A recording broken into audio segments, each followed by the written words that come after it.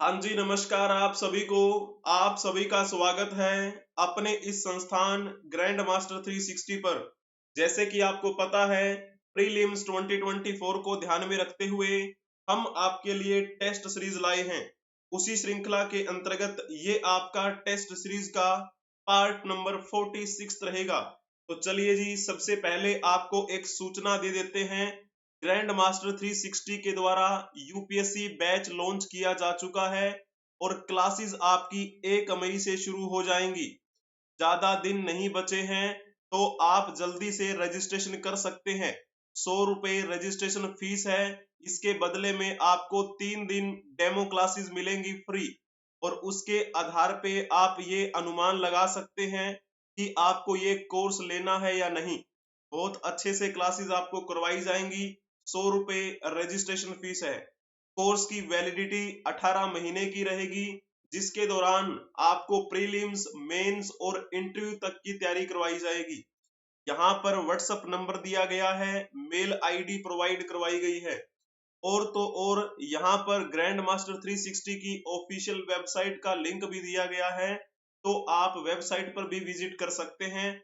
इस बैच के बारे में और ज्यादा जानकारी लेने के लिए यहाँ पर आप संपर्क करें, मेल आईडी के द्वारा कांटेक्ट कर सकते हैं। अगर आपके साथी बंधु तैयारी कर रहे हों एसएससी सीजीएल की, तो उनके लिए भी खुशखबरी है।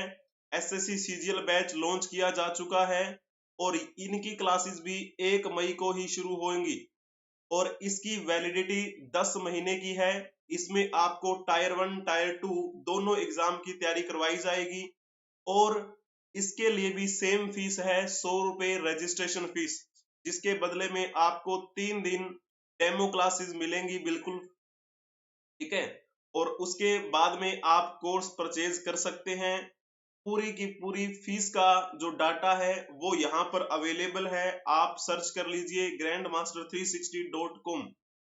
अगर और किसी प्रकार की क्वेरीज हैं तो आप व्हाट्सएप पे कांटेक्ट कर सकते हैं, मेल आईडी के माध्यम से आप संपर्क कर सकते हैं। तो ये सूचना थी ग्रैंड मास्टर 360 के 2 बैचेस के बारे में, यूपीएससी का बैच और सीजीएल का बैच। ठीक है, तो चलिए जी, बहुत ही बढ़िया है। अब आप बताएंगे इस पहले क्वेश्चन के बारे में। ये क्वेश्चन आपका यूपीएससी में पूछा गया था एक, जल्दी से बताएं। यूपीएससी 2012 की बात है जब ये एग्जाम में आया था। ब्रह्म समाज के बारे में निम्नलिखित में से कौन से कथन सत्य हैं, यानी कि सही कथन जो है वो बताना है। जब हम बात कर रहे होते हैं इस ब्रह्म समाज के बारे में, इस ब्रह्म समाज की स्थापना किसने की थी, तो इसके बारे में तो आपको पता ही है किसका नाम आता है, राजा राम मोहन राय। राम मोहन राय को राजा की उपाधि किसने दी थी, तो मुगलों के शासक अकबर सेकंड ने। तो इन्होंने ही, यानी कि राजा राम मोहन राय ने ही ब्रह्म समाज की स्थापना की थी 20 अगस्त 1828 को। और कहां पे की थी, कोलकाता में। पहले इसे कलकत्ता बोला जाता था, अब इसे कोलकाता बोला जाता है। तो वहां पर द्वारकानाथ टैगोर के साथ मिलकर इन्होंने ब्रह्म समाज की स्थापना की। हालांकि जब इसकी शुरुआत की गई थी उस समय इसका नाम रखा गया था ब्रह्म सभा। ठीक है ना, ब्रह्म सभा की स्थापना की थी राजा राम मोहन राय ने द्वारकानाथ टैगोर के साथ मिलकर। फिर बाद में इस ब्रह्म सभा का नाम बदलकर 1830 में ब्रह्म समाज कर दिया गया। ठीक है, तो इस प्रकार से थोड़ा सा बदलाव जो हुआ इसके नामकरण में, वो आप यहाँ देख पा रहे होंगे। तो इस ब्रह्म समाज के बारे में 3 पॉइंट आपके सामने लिखे हुए हैं। उनमें से हम देखेंगे कि कौन सी बातें जो हैं वो सही हैं। तो इसने मूर्ति पूजा का विरोध किया था। आप कहेंगे जी हाँ, ये बात तो बिल्कुल ठीक लिखी हुई है, मूर्ति पूजा का विरोध किया। धार्मिक ग्रंथों की व्याख्या के लिए इसने पुरोहित वर्ग को अस्वीकारा, यानी कि पुरोहित वर्ग को अस्वीकार कर दिया। तो आप कहेंगे जी हाँ, ये बात भी बिल्कुल ठीक लिखी हुई है। तीसरा पॉइंट क्या लिखा हुआ है, इसने इस सिद्धांत का प्रचार किया कि वेद त्रुटिहीन है। ये बात गलत लिखी हुई है। अगर ऐसा होता कि ब्रह्म समाज ने ये बोला होता है कि वेदों में त्रुटियां हैं। इसका मतलब क्या है, अप्रत्यक्ष रूप से ब्रह्म समाज इस वैदिक परंपरा का क्या कर रहा है, स्वीकार कर रहा है, वैदिक परंपरा को ठीक मान रहा है। अगर ऐसा होता, लेकिन वास्तव में क्या था, उन्होंने तो पुरोहित वर्ग को अस्वीकार कर दिया, मूर्ति पूजा का विरोध कर दिया, तो फिर ये पॉइंट ठीक कैसे हो सकता है ना। अगर वो ये बोल देते कि वेद त्रुटिहीन है, इसका मतलब क्या है, थोड़ी कमियां हैं, कमियों को ठीक कर लिया जाए, है ना। लेकिन वास्तविकता तो नहीं है ये, उन्होंने ऐसा बिल्कुल भी नहीं कहा। उन्होंने तो वेदों की जो सत्ता थी उसको अस्वीकार कर दिया। तो फिर आप कौन सा पॉइंट लिखेंगे, इसमें बी पॉइंट आपको टिक करना है, केवल 1 और 2। 1828 में इसकी शुरुआत की गई थी राजा राम मोहन राय के नेतृत्व में। इस ब्रह्म समाज की स्थापना का मुख्य उद्देश्य क्या था, एकेश्वरवाद। एकेश्वरवाद का मतलब आप समझते होंगे, एक ही ईश्वर है।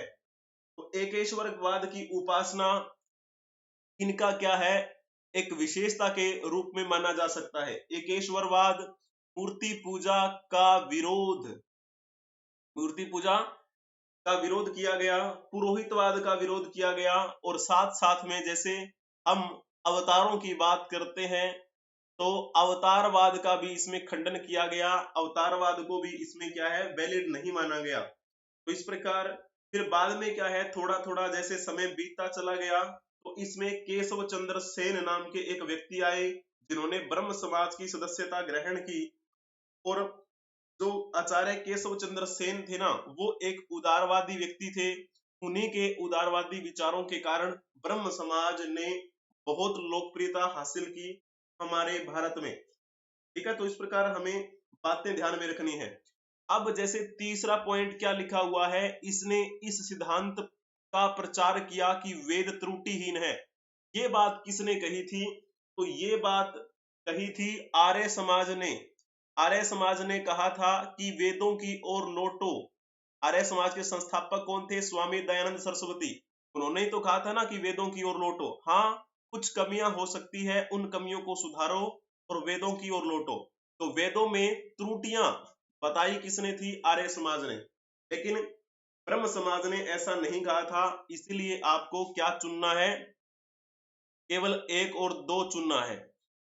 तो ये पॉइंट आपका क्लियर हो गया ना, बहुत ही बढ़िया। यूपीएससी 2012 में पूछा गया था ये क्वेश्चन। अब आप नेक्स्ट क्वेश्चन के बारे में बताने का प्रयास करेंगे। द्वैध शासन प्रणाली की शुरुआत किसने की थी। आपके सामने 4 ऑप्शन दिए गए हैं, आप इनमें से बताने का प्रयास करेंगे। तो जिन्होंने इसमें लिखा होगा ना रॉबर्ट क्लाइव, उनका बिल्कुल ठीक रहेगा। भारत में द्वैध शासन प्रणाली की शुरुआत किसने की थी, रॉबर्ट क्लाइव ने। द्वैध का मतलब क्या होता है, यानी कि दो। तो द्वैध शासन का मतलब क्या हो गया, यानी कि 2 प्रकार का शासन। 2 प्रकार का शासन। अब 2 प्रकार का कैसे, जैसे आपको पता है ना, शुरुआती दौर में इन्होंने बंगाल में अपना आधिपत्य जमा लिया था। तो वहां पर इन्होंने क्या बोला, नवाब को ये कहा कि आप गद्दी पर बैठे रहेंगे। नवाब को गद्दी संभलवा दी, और अपने लिए इन्होंने क्या बोला, यानी कि तो ईस्ट इंडिया कंपनी थी, वो क्या अधिकार रखेगी, वो ये अधिकार रखेगी कि टैक्स जो है वो ये वसूलेगी। टैक्स वसूलना और जो सेना का रख रखाव है वो भी सारा का सारा यही रखेंगे। अब इसमें क्या हो गया, इसकी एक कमी ये देखने को आई कि ईस्ट इंडिया कंपनी के जो लोग थे वो लोगों को तंग किया करते थे, टैक्स ज्यादा वसूला करते थे। लेकिन बेइज्जती किसकी होती थी, नवाब की, बंगाल के नवाब की। तो इस प्रकार से क्या था, एक फूट डालो और राज करो वाली नीति यहां पर देखने को मिली। रॉबर्ट क्लाइव ने 1765 में इस द्वैध शासन प्रणाली को शुरू किया था। और बाद में क्या है, जब वॉरेन हेस्टिंग्स की एंट्री होती है तो उसने फिर क्या कर दिया, इस द्वैध शासन प्रणाली को समाप्त कर दिया था। 1772 में समाप्त कर दिया। तो 1765 से 1772 तक ये द्वैध शासन प्रणाली चली। इस व्यवस्था के तहत बंगाल के प्रशासन को कैसे बांट दिया गया था, एक तो निजामत और दीवानी के आधार पे बांट दिया गया। कहा जाता है कि ये रॉबर्ट क्लाइव के बारे में बड़ा ही फेमस, जैसे बोलते हैं, ये ब्रिटिश भारत का बाबर था। ब्रिटिश भारत का बाबर। जिस प्रकार से बाबर ने दिल्ली सल्तनत के अंतिम वंश लोधी वंश के अंतिम सुल्तान को मारकर यहाँ पर मुगल साम्राज्य की नींव रखी थी, उसी प्रकार से ब्रिटिश भारत का ये बाबर कहा जाता है कि इसने जो हमारे यहाँ पर बंगाल के क्षेत्र में नवाब रहा करते थे उनके साथ में क्या है लड़ाइयां लड़ी और उसके बाद में यहाँ पर एक नया अंग्रेजी शासन स्थापित कर दिया गया। ठीक है, तो कुछ टाइम बाद में हम देखते हैं कि भारत सरकार अधिनियम 1919 भी लाया गया था, आपको बिल्कुल ध्यान है। भारत सरकार अधिनियम 1919 के तहत ब्रिटिश भारत के प्रांतों के लिए दोहरी सरकार की प्रणाली शुरू की गई थी, जिसे द्वैध शासन कहा जाता है। इस प्रणाली में राज्यपाल प्रांत का कार्यकारी प्रमुख था और प्रशासकों के दो वर्ग हुआ करते थे, एक तो कार्यकारी परिषद और एक मंत्री। तो इस प्रकार जैसे हम बात करते हैं इस द्वैध शासन प्रणाली जो 1919 में हमें देखने को मिली, उस प्रणाली को किसे जनक माना जाता है उस प्रणाली का, तो लियोनेल कर्टिस नाम आता है। ठीक है ना, तो ये पॉइंट आपका क्लियर हो गया। चलो जी, अब जैसे हम बात करते हैं ये वॉरेन हेस्टिंग्स कब से कब तक रहा था, तो ये 1773 से 1785 तक रहा। इस वॉरेन हेस्टिंग्स के आप दो कार्यकाल मान सकते हैं। जैसे हम बात करते हैं ये बंगाल का अंतिम गवर्नर था, बंगाल का अंतिम गवर्नर। और फिर जैसे आपको पता है 1773 का जब रेगुलेटिंग एक्ट लाया गया उसके बाद से बंगाल का गवर्नर पद खत्म कर दिया गया और बंगाल का गवर्नर जनरल पद देखने को मिला। तो ये जो वॉरेन हेस्टिंग्स है वो बंगाल का प्रथम गवर्नर जनरल भी बना। ठीक है, तो इस प्रकार आपको ये बिंदु ध्यान में रखना है। रेगुलेटिंग एक्ट इसी हेस्टिंग्स के समय में लाया गया। पिट्स इंडिया एक्ट 1784 वो भी इसी के समय की बात है। 1774 का रोहिला युद्ध जो हुआ था वो भी हेस्टिंग्स के समय की बात है। प्रथम मराठा युद्ध 1775 से 1782 तक चला था, वो भी वॉरेन हेस्टिंग्स के समय की बात है। ठीक है, और एक युद्ध और हुआ था दूसरा आंग्ल मैसूर युद्ध 1780 से 1784 तक चला, वो भी वॉरेन हेस्टिंग्स के समय की ही बात है। और तीसरा पॉइंट यहाँ पर क्या लिखा हुआ है, इसमें तीसरा पॉइंट लिखा हुआ है कॉर्नवालिस। तो कॉर्नवालिस जो है ये 1786 से लेकर 1793 तक रहा था। इस कॉर्नवालिस के समय में तीसरा आंग्ल मैसूर युद्ध हुआ 1790 से 1792 तक चला था और इसी के समय में बंगाल का स्थायी बंदोबस्त किया गया 1793 में। ठीक है, और डलहौजी की जब बात करते हैं इसके बारे में तो आप बखूबी जानते होंगे, ये 1848 से लेकर 1856 तक रहा था और ये भारत का गवर्नर जनरल बनकर आया था। तो इसके समय में दूसरा आंग्ल सिख युद्ध हुआ जो 1845-46 तक चला। सॉरी, वो तो प्रथम था ना, क्या बोलते हैं, लॉर्ड डलहौजी के समय में दूसरा आंग्ल सिख युद्ध हुआ जो 1848-49 में चला था। ठीक है ना, तो सिखों के साथ कितने युद्ध हुए थे, दो। प्रथम आंग्ल सिख युद्ध और द्वितीय आंग्ल सिख युद्ध। द्वितीय आंग्ल सिख युद्ध डलहौजी के समय में हुआ। और फिर क्या है, ये डलहौजी क्या लेकर आया था यहाँ पर, व्यक्तिगत का सिद्धांत यानी कि डॉक्ट्रिन ऑफ लैप्स, हड़प नीति लेकर आया था। ये हड़प नीति के तहत इसने बहुत सारे भारतीय राज्यों को अपने ब्रिटिश साम्राज्य में मिला लिया था। और इसी के समय में 1853 में बॉम्बे और ठाणे को जोड़ने वाली पहली रेलवे लाइन बिछाई गई थी।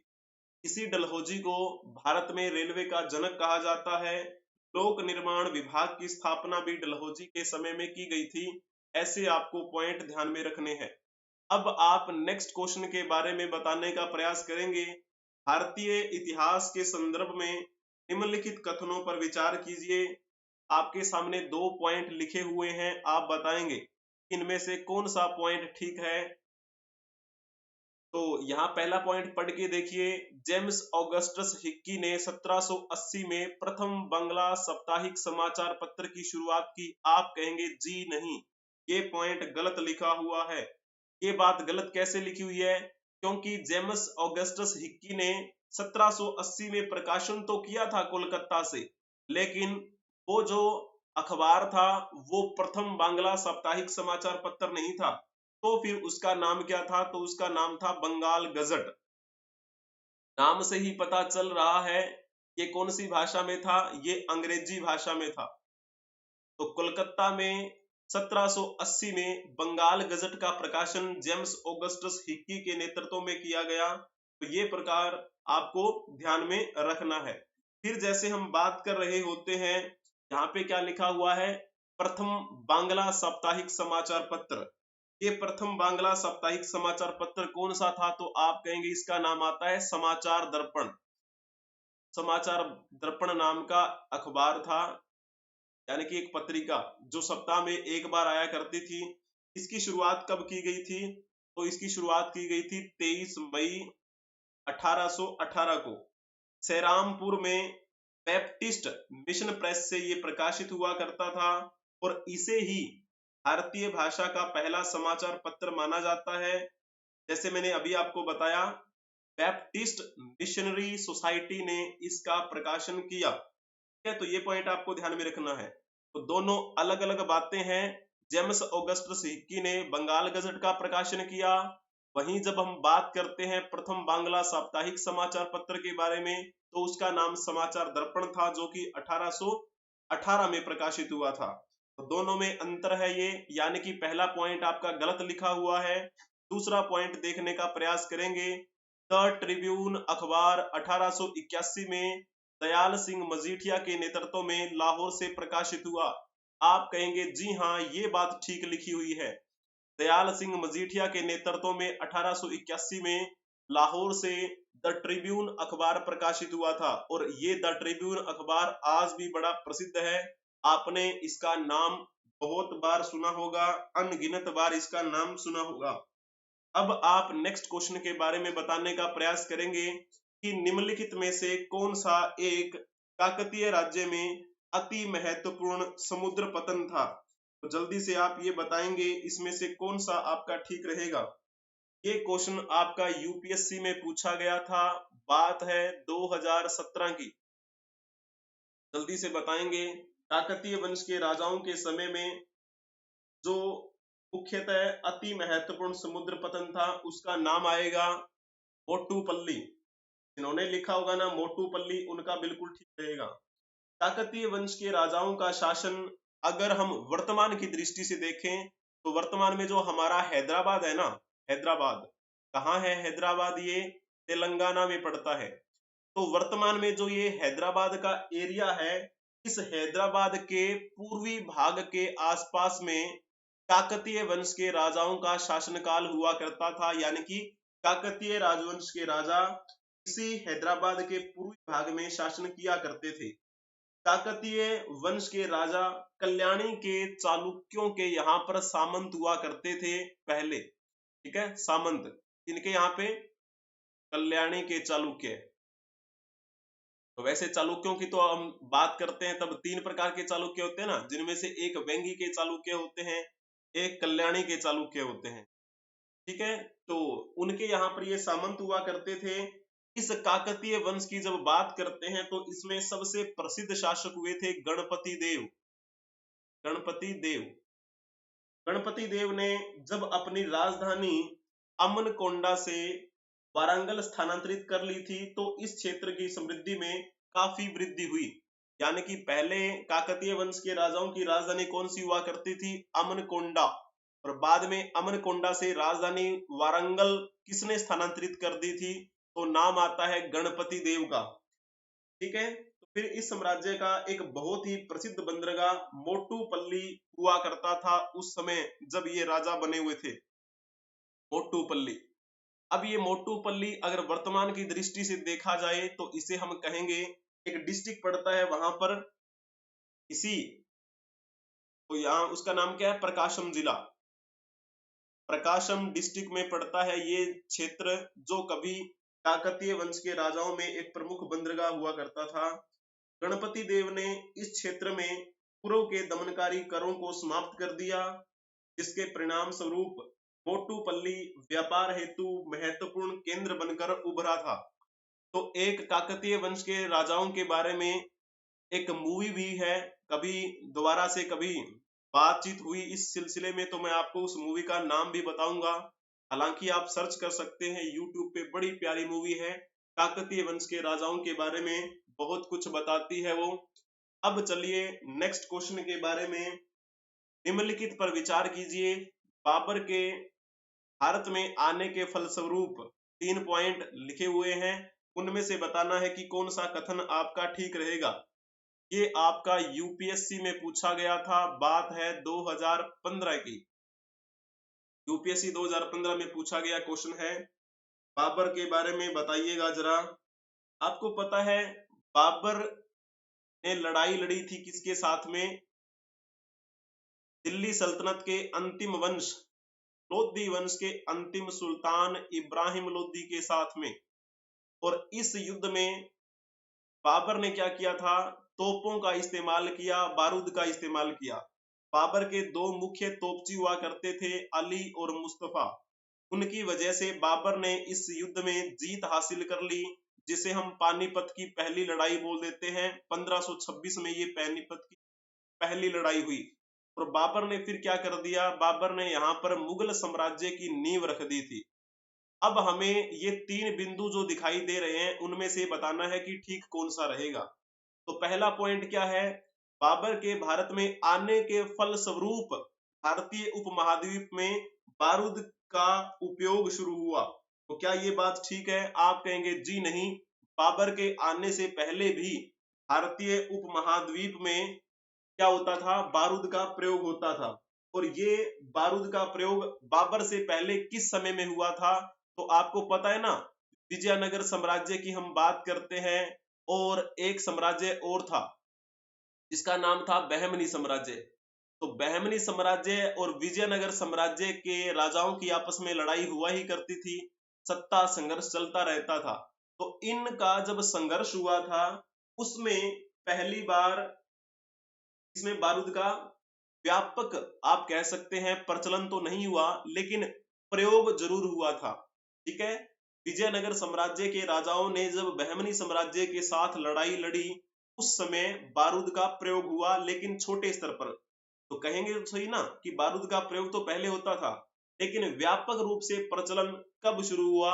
जब यहाँ पर बाबर की एंट्री हुई। तो ये अंतर है। तो पहला पॉइंट तो आपका गलत हो गया। फिर क्या है दूसरा पॉइंट? देखिए, इस क्षेत्र की स्थापत्य कला में मेहराब व गुंबद बनने की परंपरा शुरू हुई।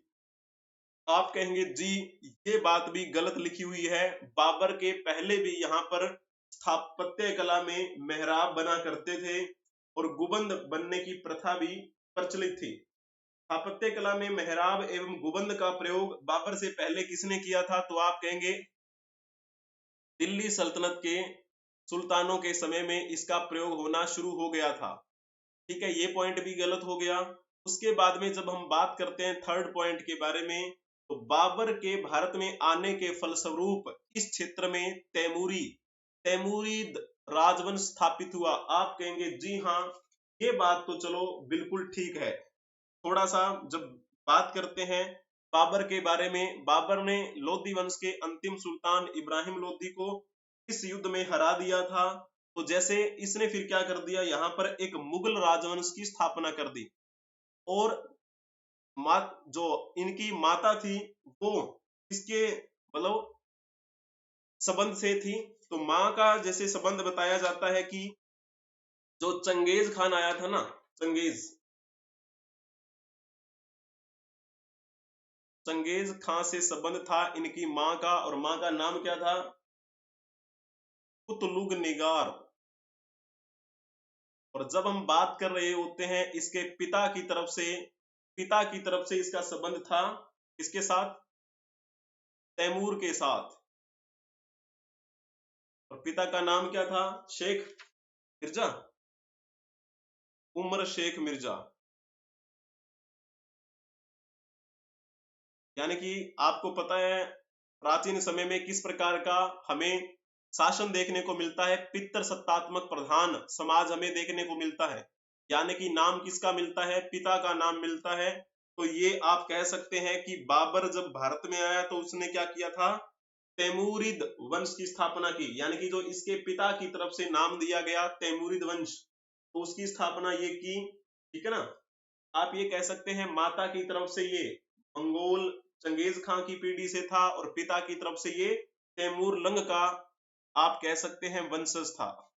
तीसरा पॉइंट बिल्कुल ठीक लिखा हुआ है, केवल 3 जिन्होंने टिक किया होगा उनका बिल्कुल ठीक रहेगा। बी ऑप्शन जिन्होंने टिक किया था उनका बिल्कुल ठीक है, अति उत्तम। अब आप नेक्स्ट क्वेश्चन के बारे में बताने का प्रयास करेंगे। निम्नलिखित में से कौन सा एक बौद्ध मत में निर्वाण की अवधारणा की सर्वश्रेष्ठ व्याख्या करता है? इसमें आप जल्दी से बताएंगे कौन सा ऑप्शन ठीक रहेगा। ये क्वेश्चन भी आपका यूपीएससी में पूछा गया था एक बार, यूपीएससी 2013 की बात है तब ये पूछा गया था। तो बताइएगा इसमें कौन सा ऑप्शन ठीक रहेगा। निम्नलिखित में से कौन सा एक बौद्ध मत में निर्वाण की अवधारणा की सर्वश्रेष्ठ व्याख्या करता है? तो जिन्होंने इसमें ऑप्शन टिक किया होगा ना, तृष्णा रूपी अग्नि का शमन, उनका बिल्कुल ठीक रहेगा। जब हम बात करते हैं महात्मा बुद्ध के बारे में, महात्मा बुद्ध ने इस बुद्धिज्म को शुरू किया, यानी कि इन्होंने तो विचार दिया था और ये विचार जब लोगों तक पहुंचा तो ये एक धर्म बन गया जिसे हम कहते हैं बुद्धिज्म, यानी कि बौद्ध धर्म। तो इनके अनुसार जीवन का सर्वोच्च लक्ष्य क्या था? जीवन का सर्वोच्च लक्ष्य था मोक्ष प्राप्त करना, मोक्ष, या फिर इसे बोल दिया जाता है निर्वाण, यानी कि निर्वाण की प्राप्ति। निर्वाण वो परम शांति है जो तृष्णा, क्रोध, लोभ, मोह जैसी विषादकारी मनोस्थितियों के शमन के बाद उत्पन्न होता है। ठीक है ना? तो अतः स्वयं की पूर्णतः अस्तित्वहीनता, परमानंद एवं विकास की स्थिति और धारणातीत मानसिक अवस्था बौद्ध मत में निर्वाण की अवधारणा की सर्वश्रेष्ठ व्याख्या नहीं करती है। तो सिंपल सी बात है, जब हम बात करते हैं निर्वाण, तो निर्वाण के लिए क्या होता है कि हमें शांति तभी मिलती है जब तृष्णा, क्रोध, लोभ, मोह जैसी विषादकारी मनोस्थितियां का शमन हम कर देते हैं। तो पहला पॉइंट ठीक है, बाकी जो है वो सर्वश्रेष्ठ व्याख्या नहीं करते हैं निर्वाण की, तीनों पॉइंट। ठीक है ना? इस प्रकार आपको बिंदु ध्यान में रखना है। जब हम बौद्ध साहित्य के बारे में बात करेंगे तो यहाँ पर निर्वाण का मतलब क्या लिया जाता है? इसका मतलब लिया गया है बुझा हुआ दीपक, बुझा हुआ दीपक। महात्मा बुद्ध ने कहा था कि जिस प्रकार तेल और बत्ती के रहने से दीपक जलता रहता है और तेल व बत्ती के समाप्त हो जाने पर दीपक बुझ जाता है, ठीक उसी प्रकार तृष्णा के शमन से जीवन मरण की प्रक्रिया समाप्त हो जाती है, यानी कि तृष्णा का शमन हो जाना चाहिए। हमें क्या है, जीवन मरण के इस चक्रों से हम मुक्त हो जाएंगे, हमें निर्वाण की प्राप्ति हो जाएगी। बड़ा प्यारा सा क्वेश्चन था, ये पूछा गया था कब? यूपीएससी 2013 में पूछा गया था। अब आप नेक्स्ट क्वेश्चन के बारे में बताने का प्रयास करेंगे। भारतीय शासन अधिनियम 1935 के द्वारा स्थापित संघ में अवशिष्ट शक्तियां किसे प्रदान की गई? आप जल्दी से बताएंगे इसके बारे में कि कौन सा ऑप्शन ठीक रहेगा। ये क्वेश्चन आपका पूछा गया था यूपीएससी में और बात है 2018 की। तो 1935 का जो ये भारत सरकार अधिनियम था, इसमें अवशिष्ट शक्तियां गवर्नर जनरल को प्रदान की गई थी। जिन्होंने डी ऑप्शन टिक किया होगा उनका बिल्कुल ठीक रहेगा। आपको पता है 1930 से लेकर 1932 तक इंग्लैंड में 3 गोलमेज सम्मेलन हुए थे। 3 गोलमेज सम्मेलन हुए। पहले गोलमेज सम्मेलन में कांग्रेस ने हिस्सा नहीं लिया था क्योंकि महात्मा गांधी उस समय कांग्रेस के मुख्य कद्दावर नेता हुआ करते थे और महात्मा गांधी ने प्रथम गोलमेज सम्मेलन के समय में क्या किया हुआ था, सविनय अवज्ञा आंदोलन की शुरुआत की हुई थी। परिणाम स्वरूप उनको फिर जेल में बंद कर दिया गया था। इसी वजह से प्रथम गोलमेज सम्मेलन में उन्होंने हिस्सा नहीं लिया। फिर दूसरा जब गोलमेज सम्मेलन हुआ तो फिर क्या है, महात्मा गांधी और इरविन के बीच में समझौते के तहत महात्मा गांधी ने वहां जाना स्वीकार किया, लेकिन उनको निराशा हाथ लगी। फिर तीसरा गोलमेज सम्मेलन जब हुआ तो फिर कांग्रेस ने हिस्सा नहीं लिया था। इसी तीनों गोलमेज सम्मेलन में डॉक्टर बाबा साहब अंबेडकर ने हिस्सा लिया था।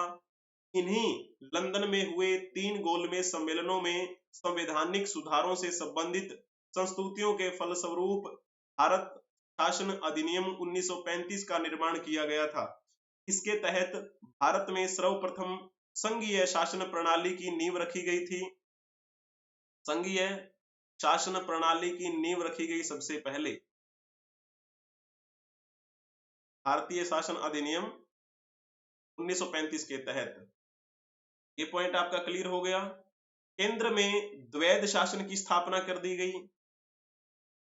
केंद्र में द्वैध शासन यानी कि दो प्रकार का शासन, अर्थात केंद्र तथा राज्य इकाइयों के मध्य शक्तियों का विभाजन कर दिया गया। जैसे हम बात करते हैं संघ सूची, प्रांत सूची, समवर्ती सूची, तो ये जो हमें देखने को मिला ये भारत सरकार अधिनियम 1935 के तहत देखने को मिला। उस समय जब बात करते हैं हम संघ सूची की, संघ सूची में कितने विषय थे? 59 विषय थे। और प्रांत सूची में कितने विषय रखे गए? 54। और समवर्ती सूची में यानी कि दोनों का समन्वय हो, जिनमें केंद्र का और प्रांत का, तो उसमें 36 विषय रखे गए थे। तो अवशिष्ट शक्तियां गवर्नर जनरल में ही निहित थी। तो चलिए जी, ये क्वेश्चन आप करके लेके आएंगे कल के लिए। और एक सूचना आपको दे देते हैं, ग्रैंड मास्टर 360 के द्वारा यूपीएससी बैच लॉन्च किया जा चुका है। क्लासेस आपकी 1 मई से शुरू हो जाएंगी। 18 महीने का पूरा कोर्स रहेगा, जिसके दौरान आपको प्रीलिम्स, मेंस और इंटरव्यू तक की तैयारी करवाई जाएगी। बड़ा बेहतरीन आपका यहाँ पर एक्सपीरियंस रहने वाला है। 100 रुपए रजिस्ट्रेशन फीस रहेगी, जिसमें आपको 3 दिन की फ्री डेमो क्लासेस मिलेंगी। तो जिसमें आपको ये अच्छा लगे तो आप कोर्स ले सकते हैं। और ज्यादा अगर आपको कुछ क्वेश्चंस पूछने हैं तो यहाँ पर व्हाट्सएप नंबर दिया गया है, इस नंबर के माध्यम से भी आप संपर्क कर सकते हैं और मेल आईडी के माध्यम से भी आप संपर्क कर सकते हैं। साथ ही साथ यहाँ पर ग्रैंड मास्टर 360 का ऑफिशियल वेबसाइट का लिंक भी दिया गया है, तो यहाँ से आप क्या है सर्च कर सकते हैं और इस यूपीएससी बैच के बारे में और ज्यादा जानकारी जुटा सकते हैं। कितनी फीस रहेगी, क्या क्या प्रोसेस रहेगा, अगर आप कोर्स एक साथ लेते हैं तो कितना आपका फीस का डिडक्शन किया जाएगा, यानी कि कितना आपको फायदा होगा। तो इसी प्रकार से क्या है, हम मिलेंगे नेक्स्ट क्लास में। तब तक के लिए आप हंसते रहें, मुस्कुराते रहें और इस यूपीएससी बैच के लिए आप सर्च कर लेंगे। नमस्कार, जय हिंद, जय भारत।